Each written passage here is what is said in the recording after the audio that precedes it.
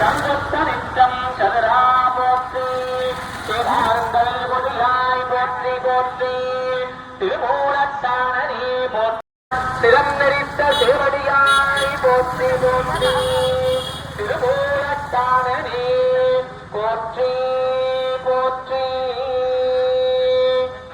ஓம் நம சிவாய சிவாய நமோ. ஓம் நம சிவாய சிவாய நமோ. ஓம் நம சிவாய சிவாய நமோ. தமிழ்நாடு மக்கள் அனைவருக்கும் வணக்கம். அடடே நம்ம ஊர் அப்படின்ற ஒரு சேனலை நான் கிரியேட் பண்ணியிருக்கேன். அதுக்கு மக்களாகிய நீங்கள் எல்லாரும் சப்போர்ட் பண்ணணும். இப்போ என்னுடைய முதலாவது வீடியோ எங்கே அப்படின்னா, நான் பிறந்தது திருவாரூர் மாவட்டம். அதனால் திருவாரூர் பெரிய கோயில் அப்படின்னு சொல்லக்கூடிய தியாகராஜர் கோயிலுக்கு முதல் வீடியோ எடுத்து போடலாம் அப்படின்னு வந்திருக்கோம். இதில் நம்ம ஃபஸ்ட்டு பார்க்க வேண்டியது என்ன அப்படின்னா, தியாகராஜருடைய வரலாறு அப்படின்னா அது மிகப்பெரிய வரலாறு. இந்த கோயில் வந்து உருவான விதம் அப்படின்னா முசுகுந்த சக்கரவர்த்தினால் உருவாக்கப்பட்டது. இந்த முசுகுந்த சக்கரவர்த்தி வந்து முற்பிறவியில் ஒரு குரங்கா பிறந்து விளையாடிக்கிட்டு இருக்கும்போது ஒரு வில்வ மரத்துக்கு கீழே விளையாடிக்கிட்டு இருக்காரு.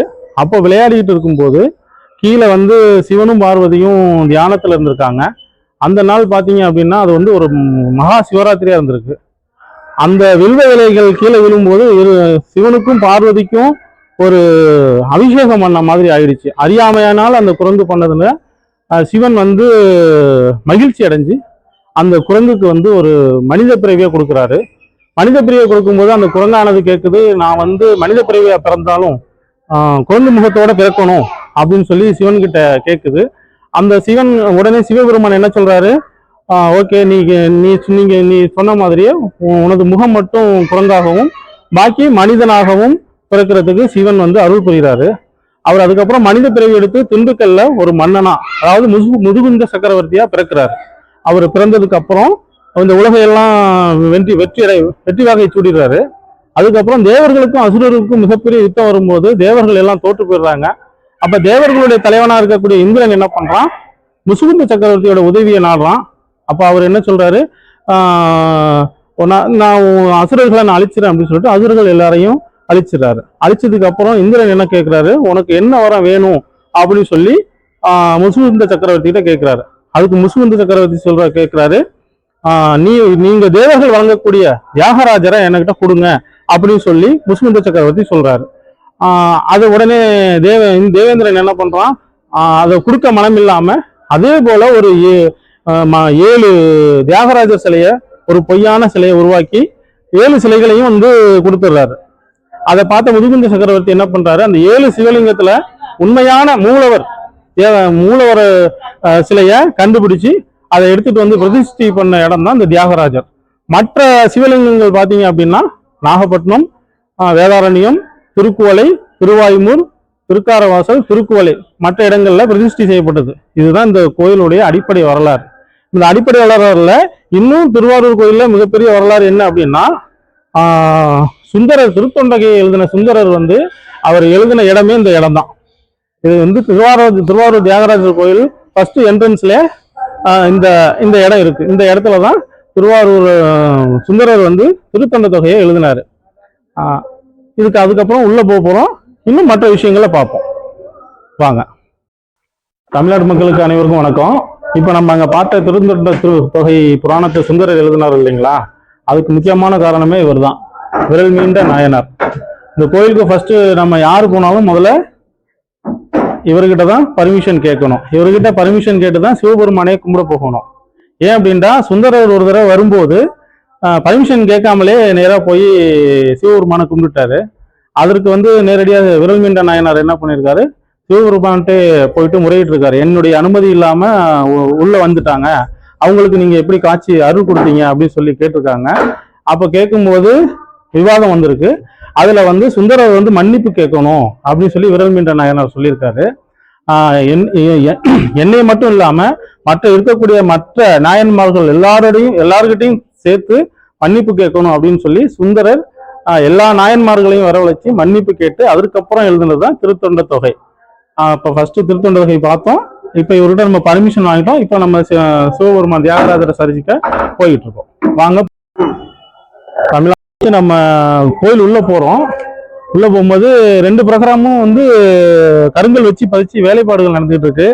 அதனால கீழே போகும்போது கொஞ்சம் கவனமா பார்த்து போகணும். உங்களுக்கே தெரியும், இந்த பக்கம் எல்லாம் கருங்கல் பாதி பதிச்சிருக்காங்க, பாதி இன்னும் பதிக்கல. இன்னும் அந்த பக்கம் வேலைப்பாடுகள் நடந்துட்டு இருக்கு. வாங்க இப்ப நம்ம உள்ள கோயிலுக்கு போகலாம். இப்போ நம்ம உள்ள என்ட்ரன்ஸுக்கு வந்துட்டோம். இதுதான் என்ட்ரன்ஸு. இதுதான் என்ட்ரன்ஸோடைய கொடிமரம். இன்னைக்கு ஆடி வெள்ளி அப்படிங்கிறதுனால கடுமையான கூட்டமா இருக்கு. இன்னொன்று என்ன அப்படின்னு பார்த்தீங்கன்னா, நம்ம வந்தது ஈவினிங் டைம் அப்படிங்கிறதுனால வீடியோ சரியா விழலை. அதுவும் முதல் வீடியோ அப்படிங்கிறதுனால கொஞ்சம் பதற்றமாகவும் இருக்கு. அடுத்தடுத்த வீடியோவில் சரி பண்ணிக்குவோம். இதில் இன்னொன்று என்ன அப்படின்னா, 6 மணிக்கு வந்து சாயரட்ச பூஜை அப்படின்னு சொல்லி ஒன்று நடக்கும். அதில் வந்து பஞ்சமுக வாத்தியம் அப்படிங்கிற ஒரு வாத்தியம் வந்து வாசிப்பாங்க. தலைமுறையாக வாசிச்சுட்டு இருக்காங்க. அதை தான் வீடியோ எடுக்கலான்னு வந்தோம். அதுக்குள்ளே அவங்க கடைசி ஒரு செகண்டில் தான் நமக்கு அந்த வாய்ப்பு கிடைச்சிச்சு. அதுக்குள்ளே அவங்க முடிச்சுட்டாங்க. பட் இருந்தாலும் வந்ததுக்கு அதையாவது நமக்கு கிடைச்சது அப்படிங்கிறது நினச்சி ரொம்ப மகிழ்ச்சியாக இருந்தது. அந்த வீடியோவை கடைசியில் போட்டிருக்கேன். அதை கொஞ்சம் பாருங்கள். ஏன்னா நம்ம வந்ததே அந்த பஞ்சமுக வாத்தியம் வீடியோ எடுத்து போடணும் அப்படிங்கிறது தான். அது நம்ம வரத்துக்கு கொஞ்சம் டிலே ஆனதுனால சீக்கிரம் முடிஞ்சிருச்சு. இதில் இன்னொன்று என்ன அப்படின்னா, இந்த பஞ்சமுக வாத்தியம் வந்து தமிழ்நாட்டில் எந்த கோயிலையும் வாசிக்கலை. அது நம்ம திருவாரூரில் மட்டும்தான் வாசிச்சுக்கிட்டு இருக்கிறாங்க. இதுக்கப்புறம் உள்ள கேமரா எடுக்க அளவுடு கிடையாது. அந்த பஞ்சமுக வாத்தியம் மட்டும் எடுத்துட்டு அதை மட்டும் அந்த வீடியோவை அப்லோட் பண்ணுறோம்.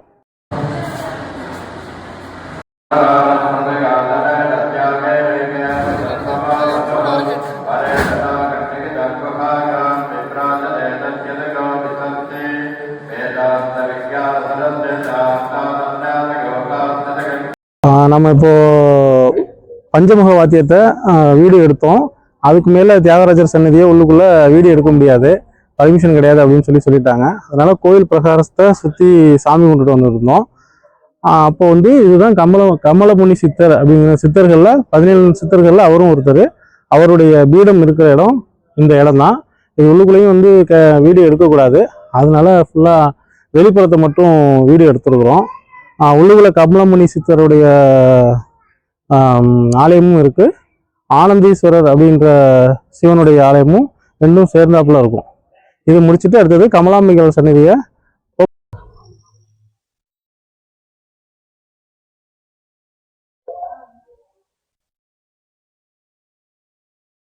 கமலாம்பல் சந்நிதியை சாமி கும்பிட்டுட்டு அது வெளிப்புறத்தை மட்டும்தான் நம்மளால் வீடியோ எடுக்க முடிஞ்சிச்சு, உள்ளே எடுக்க முடியலை. அதுக்கப்புறம் சுற்றி வந்துட்டு அங்கங்க வேலைப்பாடுகள் நடக்கிறதுனால சுற்றி வரும்போது பள்ளமேடு அதிகமாக இருக்குது. நம்ம சுற்றி வந்துட்டு இப்போ குரு பகவான் சன்னிதானத்துக்கிட்ட இங்கே நிற்கிறோம். இப்போ இந்த இடம் வந்து பார்த்தீங்க அப்படின்னா நாட்டியாஞ்சலின்னு சொல்லிட்டு முக்கியமான ஃபங்க்ஷன் நடக்கும். மற்றபடி இந்த கோயில் சம்பந்தமான நிகழ்வுகள் எல்லாத்துக்குமே வந்து இங்கே தான் வந்து பரதநாட்டியம், ஒரு பட்டிமன்றமாக இருக்கட்டும், இல்லை சிவனுக்கு வந்து ஏதாவது பூஜைகள் பண்ணும்போது கண் விழிக்காமல் மக்கள் அனைவரும் இங்கே உட்காந்துட்டு இங்கே தான் ஏதாவது ஒரு சிறப்பான நிகழ்ச்சி நடத்துவாங்க. நம்ம ஈவினிங் வந்ததுனால இருட்டானதுனால நிறைய கோயிலில் முழுசாக வீடியோ எடுக்க முடியல. திருவாரூர் தியாகராஜரை பற்றி சொல்லணும்னா நிறைய சொல்லிட்டு போகலாம். இங்கே வந்து 365 சிவலிங்கங்கள் இருக்குது. 2 சண்டிகேஸ்வரர் உள்ள ஆலயம் இந்த சிவன் கோயில் தான். அதே போல் நவரத்தினங்கள் நவகிரகங்கள் வந்து ஒரே நேர்கோட்டில் அமைஞ்சிருக்கக்கூடிய கோயில்களில் முதன்மையான கோயில் நம்ம தியாகராஜர் கோயில் தான். இது மாதிரி நிறைய விஷயங்களை நம்ம சொல்லிட்டு போகலாம். நம்மளுடைய முதல் வீடியோ அப்படிங்கிறதுனால நிறைய விஷயங்களை சொல்ல முடியலை. இன்னும் நம்ம அடுத்தடுத்த வீடியோவில் நமது மண் சார்ந்த, நம்ம தமிழ்நாட்டை சார்ந்த, இல்லை நமது மாவட்டம் சார்ந்த, மற்ற மாவட்டங்கள் சார்ந்த வீடியோக்களை எடுத்து போடலாம் அப்படிங்கிற ஒரு ஆர்வத்தோடு நான் அந்த சேனலை உருவாக்கியிருக்கேன். அதற்கு மக்கள் நீங்கள் அனைவரும் ரொம்ப சப்போர்ட் பண்ணணும். இதுக்கப்புறம் வீடியோ எடுக்கவே முடியாது, ரொம்ப இருட்டாக ஆயிடுச்சு. அதனால் எல்லோருக்கும் நன்றி சொல்லி இந்த சேனலை சப்ஸ்கிரைப் பண்ணி சப்போர்ட் பண்ணணும் அப்படின்னு சொல்லி கேட்டுக்கிறேன். ஓம் நம சிவாய.